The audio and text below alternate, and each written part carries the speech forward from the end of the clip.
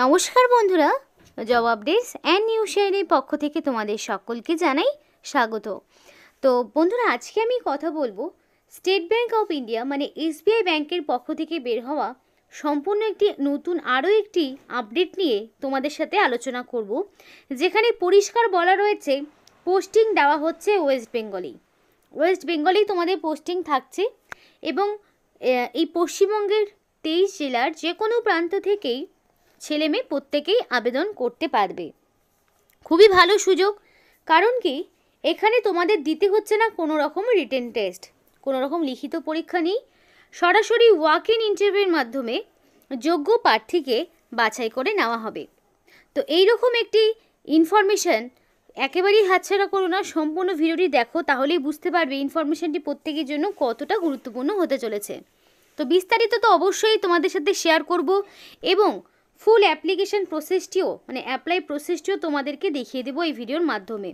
তাই স্কিপ না করে সম্পূর্ণ দেখো, A to Z আলোচনা একটি ভিডিওতেই হবে। এবং বিস্তারিত বলার আগে প্রত্যেকের কাছে আমি একটাই রিকোয়েস্ট জানাবো যে যারা এখনও আমাদের এই চ্যানেলটিকে সাবস্ক্রাইব করোনি তারা সরাসরি আমাদের চ্যানেলটিকে সাবস্ক্রাইব করে পাশে থাকা বেল আইকনটি ক্লিক করে দাও, যাতে করে পরবর্তী সমস্ত ইনফরমেশন পেয়ে যেতে পারো। তো চলো বন্ধুরা, দেরি না করে এবার অফিসিয়াল নোটিশ নিয়ে বিস্তারিত আলোচনা তোমাদের সাথে শুরু করব। তো বন্ধুরা দেখো, এখানে তোমাদের নিয়োগটি করা হচ্ছে মানে অ্যাপ্লিকেশন করার ডেট হচ্ছে 23 তারিখ পর্যন্ত, মানে 23 জানুয়ারির মধ্যে তোমাকে কমপ্লিটলি অ্যাপ্লিকেশন সাবমিট করতে হবে এবং অবশ্যই সেটা অনলাইন অ্যাপ্লিকেশন করতে হবে। এবং অনলাইন অ্যাপ্লিকেশন 3 জানুয়ারি থেকে তোমাদের শুরু হয়ে গেছে, 23 জানুয়ারি পর্যন্ত জারি থাকবে। কিন্তু একটি বিষয় বলে রাখি, অনলাইন অ্যাপ্লিকেশন হলেও এখানে তোমাদের কোনো রকম এডিট উইন্ডো থাকবে না। সুতরাং কোনো কারণে তোমাদের যদি কিছু ভুল ত্রুটি ঘটে থাকে অ্যাপ্লিকেশন করার ক্ষেত্রে, তোমরা কিন্তু সেই চান্সেস পাবে না যে কারেকশন করবে। তো সেই কারণেই সমস্ত রকম প্রপার ইনফরমেশান দিয়ে এখানে অ্যাপ্লিকেশন করবে। তো এখানে দেখো পরিষ্কার বলা রয়েছে অ্যাপ্লিকেশন করতে গেলে এসবিআই ব্যাংকের অফিসিয়াল যে ওয়েবসাইট সেখানে গিয়ে কেরিয়ার অপশানটিতে যাবে। সেখানে গিয়ে কারেন্ট ওপেনিং যদি যাও, সেইখানে গেলে সমস্ত ইনফরমেশন পেয়ে যাবে, যেখানে শর্টলিস্টেড ক্যান্ডিডেট, সিলেক্টেড ক্যান্ডিডেট সহ সকলের নাম দেওয়া থাকবে। যারা যারা অ্যাপ্লিকেশন করবে তাদের মধ্যে থেকে বাছাই করা হবে এবং শর্টলিস্টেড ক্যান্ডিডেট ছাড়া বাকি কিন্তু কাউকেই ইন্টারভিউতে ডাকা হবে না। তাই জন্য যারা অ্যাপ্লিকেশন করবে তারা রেগুলার বেসিসে এদের অফিসিয়াল ওয়েবসাইটে ভিজিট করবে, কারণ শর্টলিস্টেড পাবলিককেই কিন্তু ডাকা হবে। এরপরে দেখো কী কী ইনফরমেশন রয়েছে সেগুলো দেখাবো। দেখো এখানে তোমাদের যে ইন্টারভিউ যে কল লেটার সেটা কিন্তু বাই মেলে পাঠানো হবে।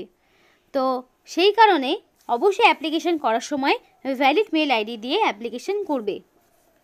এবার একটা বিষয় বলে রাখি, দেখা গেল ইন্টারভিউতে কাট অফ মার্কসে ফাইনাল মেরিট লিস্টে দুজন ব্যক্তির নাম সেম দাঁড়ালো, তাহলে কি হবে? যার বয়সে যে বড়, যার এজটা বেশি, তাকেই কিন্তু আগে এখানে নিয়োগ করানো হবে। তো এবার বাকি ইনফরমেশনগুলো দেখাবো এক এক করে। তো এখানে দেখো সিলেকশন প্রসিডিওর কি বলা রয়েছে।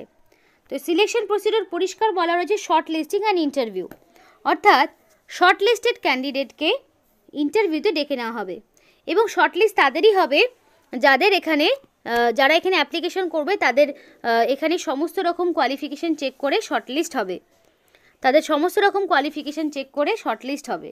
তো এখানে তোমাদের এবার দেখাই, তোমাদের যে প্লেস অফ পোস্টিং সেটা রয়েছে কলকাতায় তোমাদের প্লেস অফ পোস্টিং রয়েছে এবং পরবর্তীকালে তোমাদের ডিস্ট্রিক্ট ওয়াইজ হয়তো 1 থেকে 2 বছর সেখানে জব করার পরে নিজেদের লোকেশনে কিন্তু অ্যাপ্লিকেশন করতে মানে তোমরা কিন্তু চান্স পাবে নিজেদের লোকেশনে পোস্টিং পাওয়ার।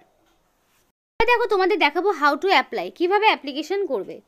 তো অ্যাপ্লিকেশন তো তোমাদের বললাম এদের অফিসিয়াল ওয়েবসাইটে গিয়ে করতে হবে এবং অ্যাপ্লিকেশন করার সময় ক্যান্ডিডেটকে অ্যাপ্লিকেশন ফিস দিতে হবে। তো যেই ফিসটা তোমরা পেমেন্ট করবে সেই ফিসটা নন রিফান্ডেবল, আর সেটা হচ্ছে 750 টাকা। এবং এই ফিসটা দিতে হবে জেনারেল, ওবিসি এবং ইডাব্লিউএস ক্যাটাগরিকে এই ফিসটা দিতে হবে। বাকি এসসি, এসটি এবং পিডাব্লিউডি ক্যান্ডিডেটকে কোনো রকম ফিস দিতে হবে না, তারা সম্পূর্ণই বিনামূল্যে আবেদন করতে পারবে। এবং তোমাদের এখানে পরিষ্কার বলা রয়েছে ফিস পেমেন্ট করার সময় তোমরা internet banking, credit card, debit কার্ডের মাধ্যমে ফিস পেমেন্ট করতে পারো। এখানে যে পয়েন্টগুলো বলা আছে সেগুলো দেখে নাও।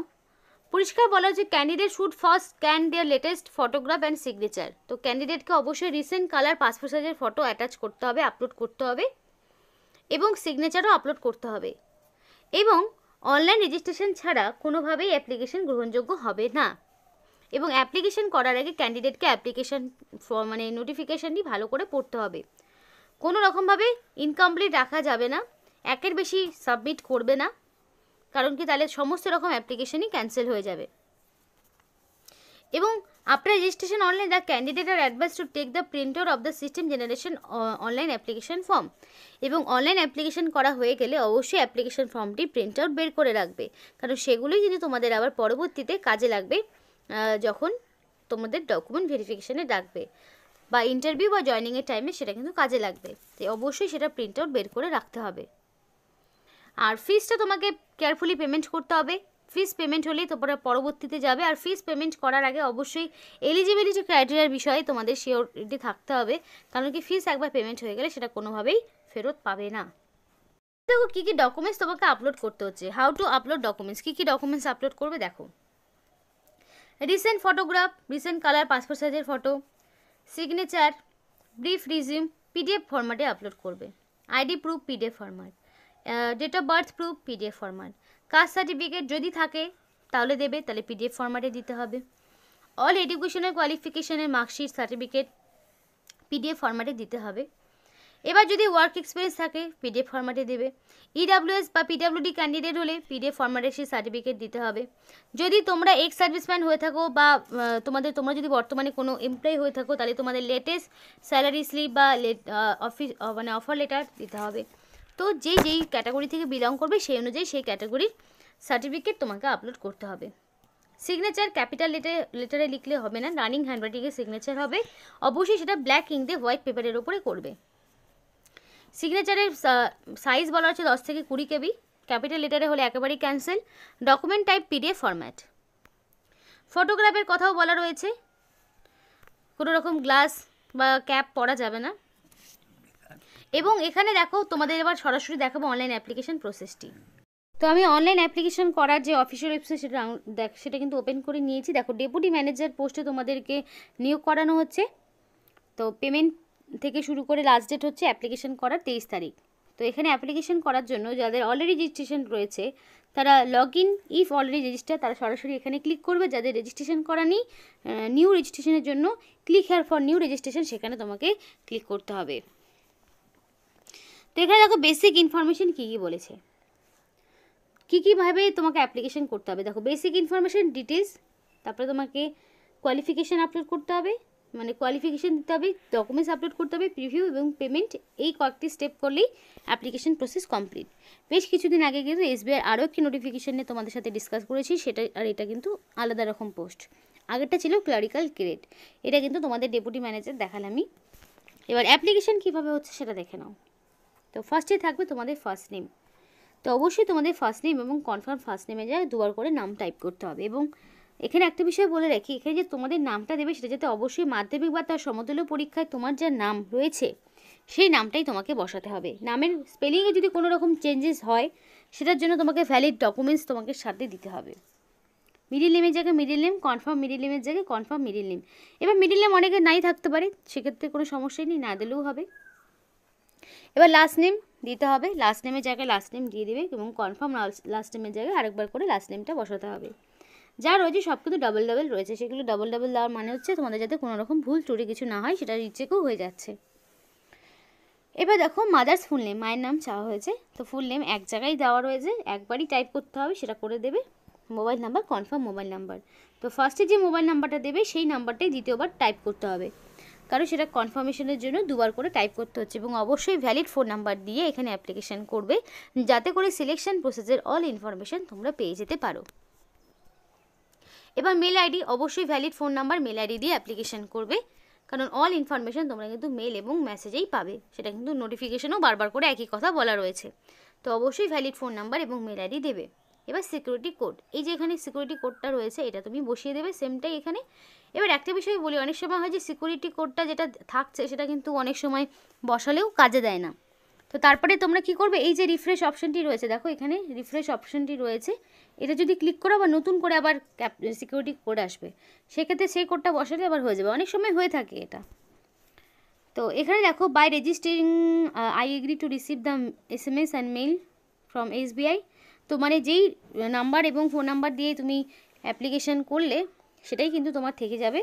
এবার এখানে রেজিস্টার অপশনে ক্লিক করলে তোমার রেজিস্ট্রেশনটা অলরেডি ডান। এবার রেজিস্ট্রেশন হয়ে যাওয়ার পরে পরবর্তী স্টেপ কী থাকছে, এরপরে থাকবে ডিটেলস, মানে ধরো তোমার নাম, বয়স, ঠিকানা, এজ প্রুফ, মানে এজ থেকে শুরু করে কোয়ালিফিকেশান সবটা থাকবে।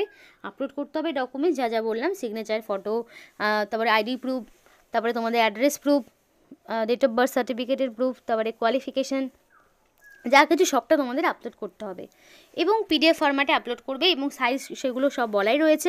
অ্যাপ্লিকেশন যখন করবে তখন সেগুলো সাইজ অলরেডি পাশেও দেওয়া থাকবে, দিয়ে প্রিভিউ করে লাস্টে পেমেন্ট করে অ্যাপ্লিকেশন কমপ্লিট হয়ে গেল।